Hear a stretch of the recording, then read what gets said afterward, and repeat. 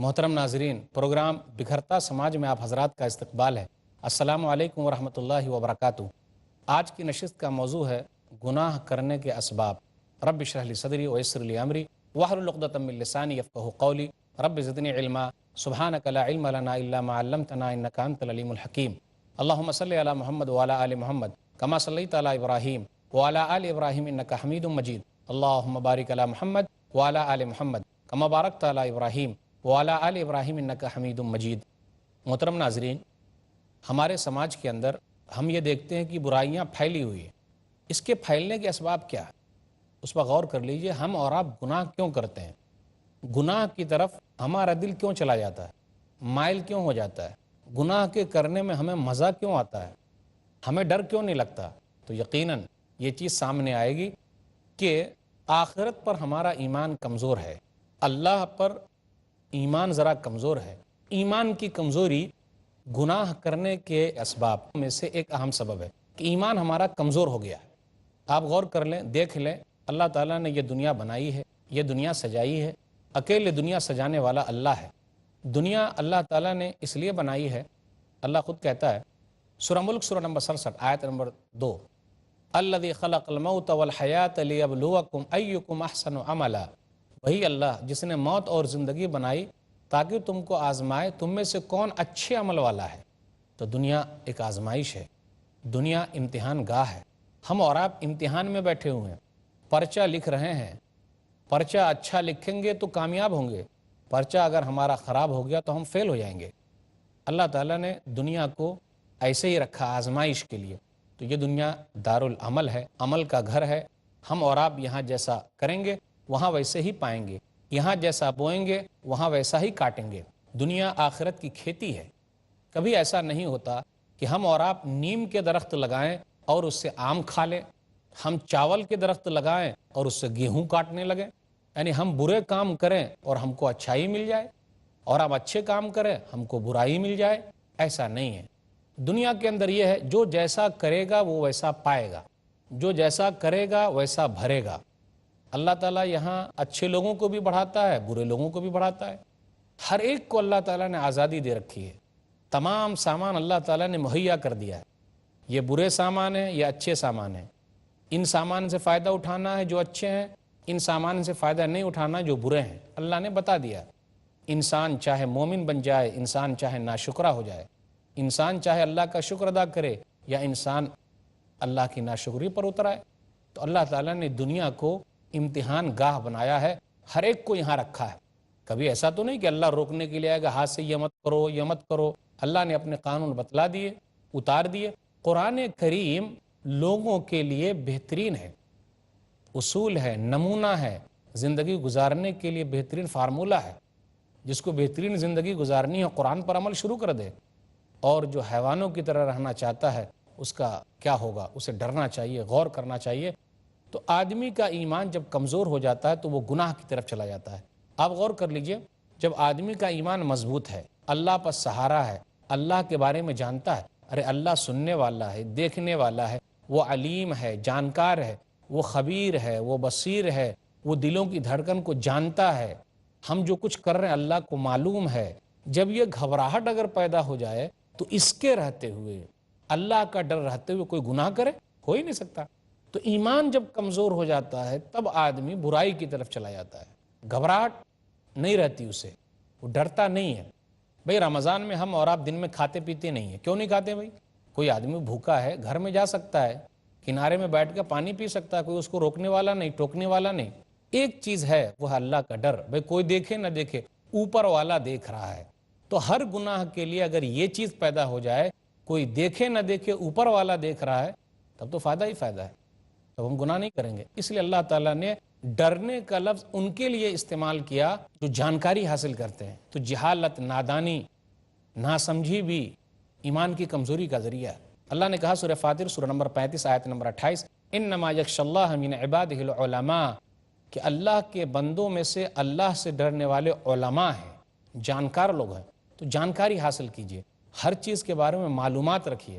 اس امت کو یہی کہا گیا تھا، ناظرین غور کرنا، اقرأ باسم ربک الذی خلق، خلق الانسان من علق، اقرأ وربک الاکرم الذی علم بالقلم علم الانسان ما لم یعلم، سورہ الگ سورہ نمبر 96 آیت نمبر 1 سے 5 تک غور کر لیجئے. پڑھیے اپنے رب کے نام سے، تو پڑھنے سے جانکاری آ جائے گی، جہالت ختم ہو جائے گی. جانکاری جب آ جائے گی تو ہم اللہ سے ڈرنے لگیں گے. اس لیے اللہ تعالیٰ نے سورہ فاطر کی آیت نمبر 28 میں کہا کہ اللہ کے بندوں میں اللہ سے ڈرنے والے، دیکھیے ڈر، جب ڈر آ گیا تو گناہ ختم ہو جائے گا. ڈرنے والے کون؟ علماء ہیں، جانکار ہیں.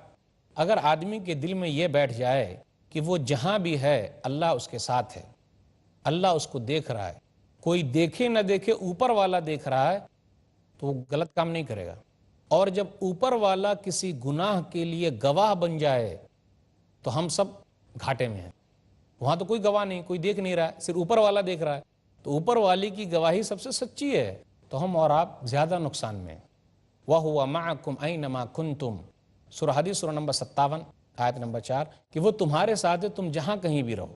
اب اس مسئلے پر غور کر لیجئے، تمہارے ساتھ ہے تم جہاں کہیں بھی رہو، مطلب یہ ہے اللہ کے لیے جس طریقے سے ساتھ ہونا لائق ہے ویسے اللہ ساتھ ہے.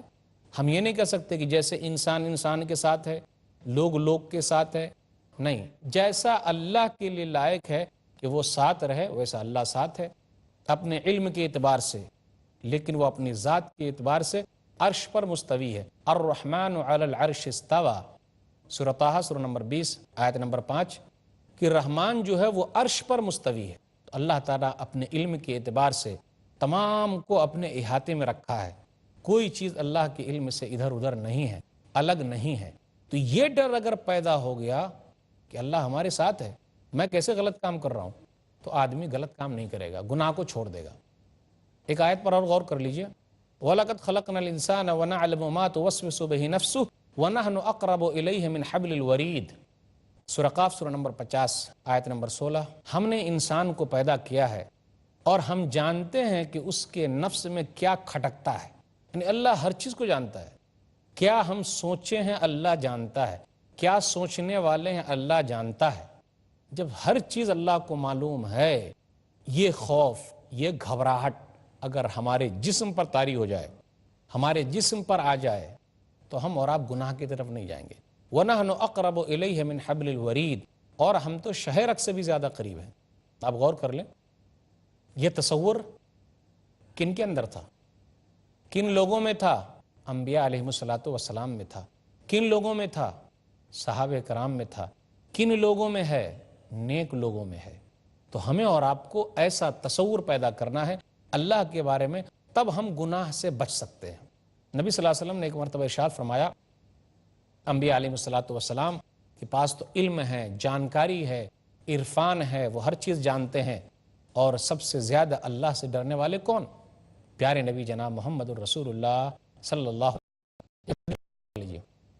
صحیح بخاری کتاب النکاح کتاب نمبر 67 حدیث نمبر 5063، نبی صلی اللہ علیہ وسلم نے فرمایا، انس رضی اللہ تعالیٰ عنہ کہتے ہیں، جاء ثلاثة رہط الى بیوت ازواج النبی صلی اللہ علیہ وسلم یسألون عن عبادت النبی صلی اللہ علیہ وسلم فلما اخبروا کأنهم تقالوها فقالوا وأين نحن من النبي صلی اللہ علیہ وسلم قد غفر اللہ له ما تقدم من ذنبه وما تأخر.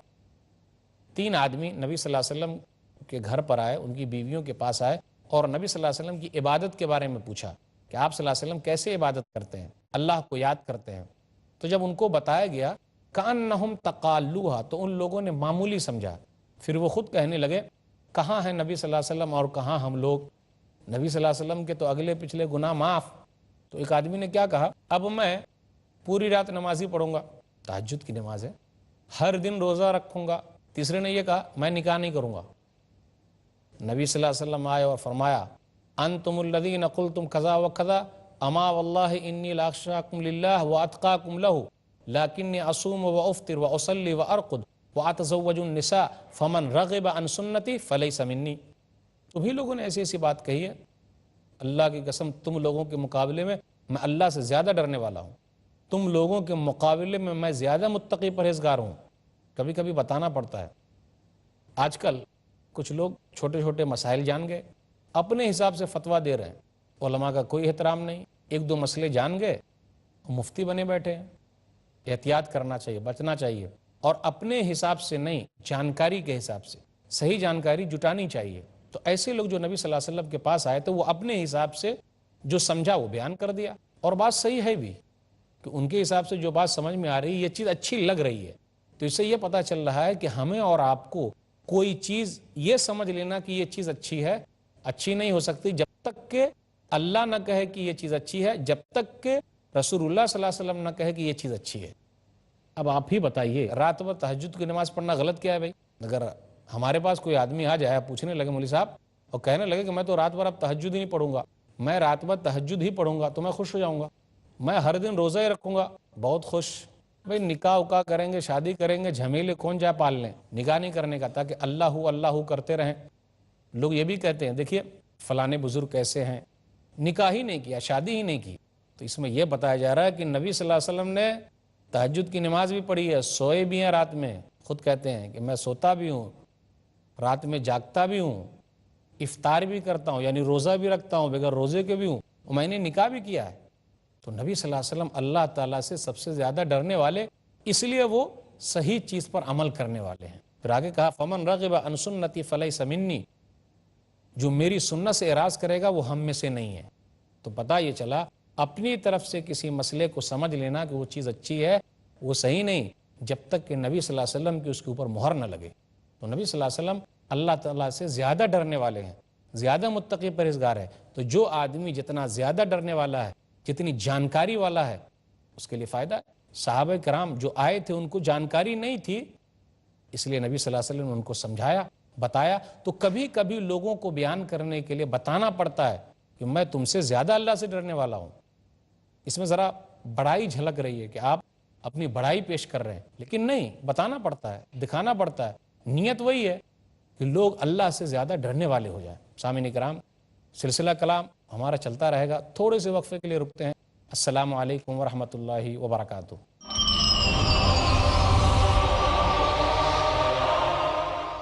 تعلیم سے کٹ جانا، تہذیب سے ہٹ جانا، قوموں کی تباہی کے اسباب یہی تو ہیں۔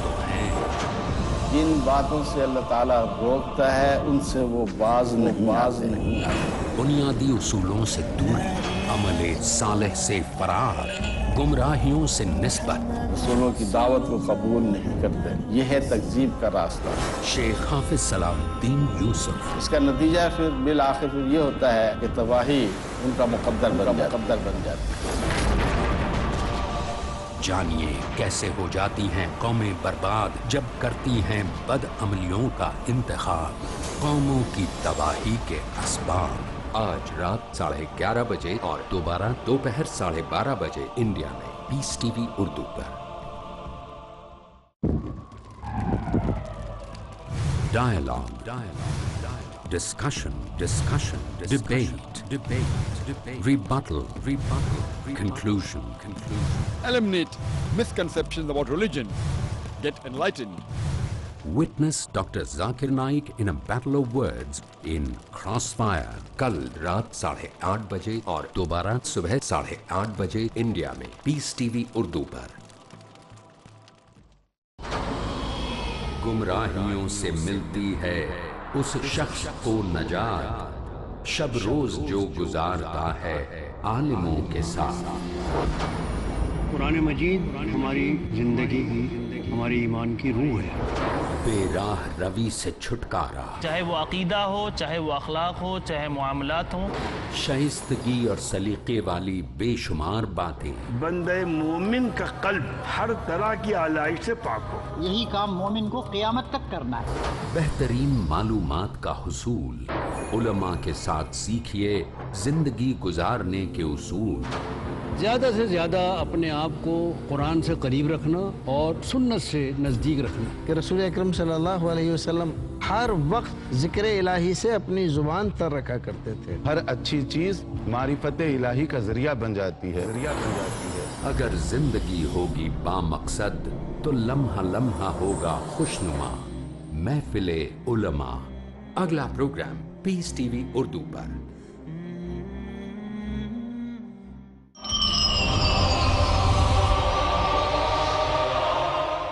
محترم ناظرین، وقفے کے بعد دوبارہ ہم آپ کی خدمت میں حاضر ہیں۔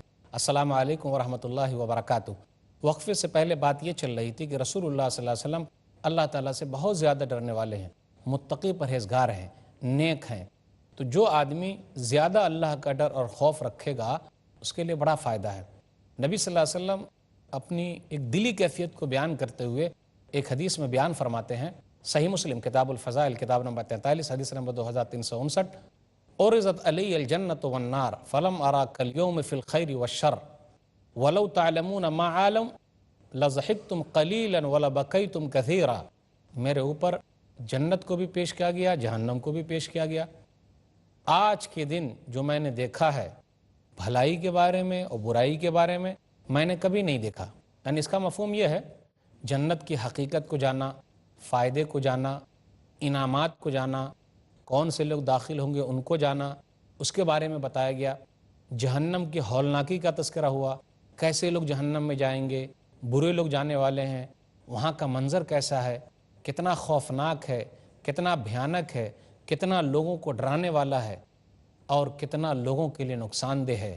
نبی صلی اللہ علیہ وسلم فرمایا آج کے دن جنت اور جہنم میرے اوپر پیش کی گئی ہے اور میں نے دیکھا ہے، آج سے پہلے کبھی نہیں دیکھا. پھر آگے کہا وَلَوْ تَعْلَمُونَ مَا أَعْلَمُ، اور اگر تم جان لو جو میں جانتا ہوں، تم جان لو جو میں جانتا ہوں، لَضَحِكْتُمْ قَلِيلًا، بہت کم ہنسو گے، وَلَبَكَيْتُمْ كَثِيرًا، بہت زیادہ رو گے. جو آدمی جتنا زیادہ اللہ کے قریب رہے گا، اللہ کے بارے میں غور کرے گا، اللہ کی نشانیوں پر غور کرے گا، وہ آدمی فائدے میں ہے، وہ گناہوں سے بچ کر رہے گا. یہ چیز اگر اپنے دل میں بیٹھا لیں تو ہم گناہ کے قریب نہیں جائیں گے.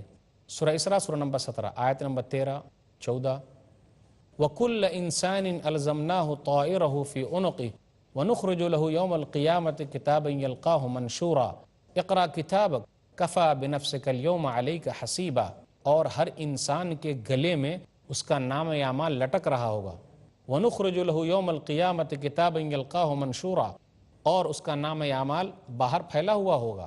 کہا جائے گا اقرأ کتابک کفیٰ بنفسک اليوم علیک حسیبا، نام اعمال کو پڑھ لے اور تو خود اپنا حساب کر لے. یہ گھڑی محشر کی ہے، تو عرصہ محشر میں ہے. یہ گھڑی محشر کی ہے، تو عرصہ محشر میں ہے. پیش کر غافل عمل کوئی اگر دفتر میں ہے. کیا ہے؟ پیش کر غافل عمل کوئی اگر دفتر میں ہے. تمام نامہ اعمال سامنے ہیں، ہر چیز سامنے رکھ دی گئی ہے. یہ تصور اگر ہمارے دل میں بیٹھ جائے، آ جائے، تو ہمارے لیے گھبراہٹ کی چیز ہے کل قیامت کے دن کیا ہوگا. یہ جو میں نیکیاں کر رہا ہوں اس کا فائدہ ہے، یہ جو برائیاں کر رہا ہوں تو اس کا نقصان ہے. کیونکہ ہر آدمی جس نے جیسا کیا ہے وہ ویسا وہاں دیکھ لے گا. دلیل سورہ زلزال سورہ نمبر 99 آیت نمبر 7 آیت نمبر 8 پر غور کر لیجئے. فَمَن يَعْمَلْ مِثْقَالَ ذَرَّةٍ خَيْرًا يَرَهُ وَمَن يَعْمَلْ مِثْقَالَ ذَرَّةٍ شَرًّا يَرَهُ. جس نے ذرہ برابر نیکی کی ہے اس کو دیکھ لے گا، اور جس نے ذرہ برابر برائی کی ہے اس کو دیکھ لے گا. یہ تصور اگر پیدا ہو جائے تو ہم برائی سے دور رہ سکتے ہیں. یہی تصور ایک ایسی چیز ہے جو سماج کو اچھا سماج بنا سکتی ہے. یہ تصور جب تک نہیں ہے تو قانون بھی کیا کام کرے گا. قانون پر عمل ہونا چاہیے، لیکن قانون ہی صرف کافی نہیں ہے. اللہ کا ڈر اور خوف یہ سب سے بڑا ہتھیار ہے. اس کے اندر آواز نہیں ہے، اس لاٹھی میں آواز نہیں ہے. آدمی وہاں کیا کرے گا جب تنہائی میں ہے؟ کون سا قانون وہاں کام آئے گا؟ اللہ کا ڈر، اللہ کا خوف. تو اچھا سماج بنانے کے لیے آخرت کا تصور. دنیا کے اندر لوگ بڑے بڑے گھوٹالے کر رہے ہیں، لوگوں کو مار رہے ہیں. آخرت کا تصور نہیں. ایک دن ہم کو زندہ ہونا ہے، ہمارے نام اعمال ہمارے ساتھ میں ہوں گے، ہماری برائیاں ہمارے سامنے ہوگی، ہماری اچھائیاں ہمارے سامنے ہوگی. یہ تصور جب تک پیدا نہ ہو، برائی سے ہم اور آپ ہاتھ نہیں دھو سکتے.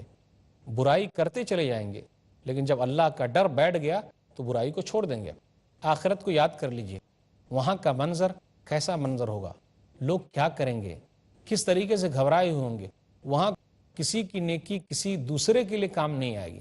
آدمی چاہے گا کوئی ہم کو نیکی دے دے، اللہ کے سامنے رکھے گا تاکہ کوئی چیز اس کو مل جائے، لیکن کوئی چیز ملنے والی نہیں. نہ ماں کام آئے گی، نہ بیوی کام آئے گی، نہ بہن کام آئے گی، نہ ابا کام آئیں گے، نہ اولاد کام آئے گی، نہ مال کام آئیں گے. کوئی بھی چیز کام آنے والی نہیں ہے. وہاں ہر ایک کو اپنی اپنی پڑی ہوگی. جو اس نے پیش کیا ہے، جو اس نے بھیجا ہے، اسی کے لیے فائدہ ہے. تو ہمیں اور آپ کو آخرت کا تصور دل میں بیٹھانا ہے تاکہ ہمارا دل مضبوط ہو جائے. وہاں کوئی کسی کے کام نہیں آئے گا. سورہ بقرہ سورہ نمبر 80 آیت نمبر 34 سے آیت نمبر 37 تک غور کر لیجئے. یوم یفر المرء من اخیہ وامہ وابیہ وصاحبتہ وبنیہ لکل امرئ منہم یومئذ شأن یغنیہ. آدمی اس دن بھاگے گا اپنے بھائی سے، وامہ وابیہ اپنی ماں سے، اپنے باپ سے، وصاحبتہ وبنیہ اپنی بیوی سے، اپنے بال بچے سے. ہر ایک کو اپنی اپنی شان ہوگی. ہر آدمی اپنے اس میں پڑا ہوگا، کوئی کسی کے کام نہیں آئے گا. ہر آدمی کو تنہا اللہ کے دربار میں حاضر ہونا ہے. ہماری نیکی ہی وہاں کام آ سکتی ہے. وَكُلُّهُمْ آتِيهِ يَوْمَ الْقِيَامَةِ فَرْدًا سورہ مریم سورہ نمبر 19 آیت نمبر 95. ہر آدمی اللہ کے پاس تنہا حاضر ہوگا. وہاں چاہیں گے کسی کو فدیے میں دے دیں، کسی کو کسی کے بدلے لے لیا جائے. آدمی چاہے گا مال دے دے، کسی دوسرے کو دے دے تاکہ اللہ تعالیٰ اس کو چھوڑ دے. چھوڑنے والا نہیں ہے. قیامت کا دن ایسا بھیانک دن ہے، بدلے کا دن ہے. ذرہ برابر اللہ کسی پر ظلم نہیں کرے گا. آپ غور کر لیجئے سورہ بقرہ سورہ نمبر 2 آیت نمبر 48. وَاتَّقُوا يَوْمَ لَا تَجْزِي نَفْسٌ عَن نَفْسٍ شَيْئًا وَلَا يُقْبَلُ مِنْهَا شَفَاعَةٌ وَلَا يُؤْخَذُ مِنْهَا عَدْلٌ وَلَا هُمْ يُنصَرُونَ. ڈرو اس دن سے، کسی نفس کا بدلہ کم نہیں ہوگا، سب کو برابر بدلہ دیا جائے گا. کسی سے سفارش قبول نہیں کی جائے گی، اور کسی کے ساتھ ایسا نہیں ہے کہ عدل و انصاف نہ ہو. وہاں کوئی کسی کی مدد نہیں کرے گا. اللہ چاہے گا تو لوگ مدد کریں گے، لیکن لوگ یہ چاہ لیں کہ ہم عمل نہ کریں یہاں اور دوسرے کا عمل ہمارے لیے کام آ جائے، تو ایسا نہیں ہوگا. تو گناہ کرنے کا ایک بڑا سبب یہ ہے کہ ایمان کی کمزوری ہے. ایمان باللہ بھی کمزور ہے، اللہ پر ایمان کمزور ہے. ایمان بالآخرت، آخرت پر آخری دن ہم کو اٹھنا ہے، اس پر بھی ایمان کمزور ہے. پھر اسی طرح حساب و کتاب ہونا ہے، اس پر بھی ایمان کمزور ہے. اگر ایمان مضبوط ہو جائے، اللہ پر بھروسہ بیٹھ جائے، ہمیشہ اللہ کا ڈر اور خوف رہے، تو ہمارے لیے فائدہ ہے.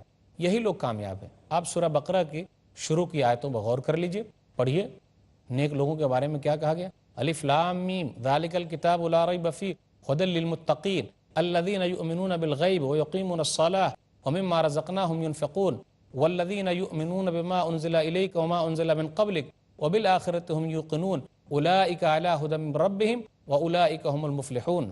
شروع کی 4-5 آیتوں پر غور کر لیجئے. الف لام میم یہ ایسی کتاب ہے، ذرہ برابر کوئی شک نہیں، نیک لوگوں کے لیے ہدایت ہے. الذین یؤمنون بالغیب جو بغیر دیکھے ایمان رکھتے ہیں. اللہ کو ہم نے نہیں دیکھا لیکن ایمان رکھ رہے ہیں. یہ ایمان جتنا زیادہ مضبوط ہے اتنا فائدہ ہے، آدمی اتنا ہی زیادہ گناہ سے بچے گا. کل قیامت کے دن لوگ اللہ کو دیکھ کر ڈریں گے، گھبرائیں گے، کانپیں گے. اور مومن آدمی تو دنیا ہی میں کانپتا ہے. الذین یؤمنون بالغیب، اس لیے غیب کو جس کو ہم نے نہیں دیکھا لیکن اس پر یقین پہلے رکھا گیا. اور یہی سب سے اہم چیز ہے. اگر یہ بھروسہ مکمل ہو جائے، اس پر یقین بیٹھ جائے، تو آگے کے تمام کام آسان. الذین یؤمنون بالغیب ویقیمون الصلاۃ، نماز قائم کرتے ہیں، اور جو ہم نے دیا اس کو وہ لوگ خرچ کرتے ہیں. اس کے اندر یہ بھی دیکھ لیجئے کہ عبادت جو ہے ہم سے تعلق ہے وہ بھی آ گئی، جسم سے جو تعلق ہے وہ بھی آ گئی، پھر مال سے جو تعلق ہے اس کا بھی تذکرہ ہو گیا. جو ہم نے دیا اللہ کہتا ہے اس کو وہ لوگ خرچ کرتے ہیں. اور جو کتابیں اللہ تعالیٰ نے اتاری ہے اس سے پہلے رسولوں پر، سب پر وہ لوگ ایمان رکھتے ہیں. یہی نیک لوگ ہیں. پھر آگے کہا وبالآخرۃ ھم یوقنون، اور آخرت پر اس کا یقین ہے.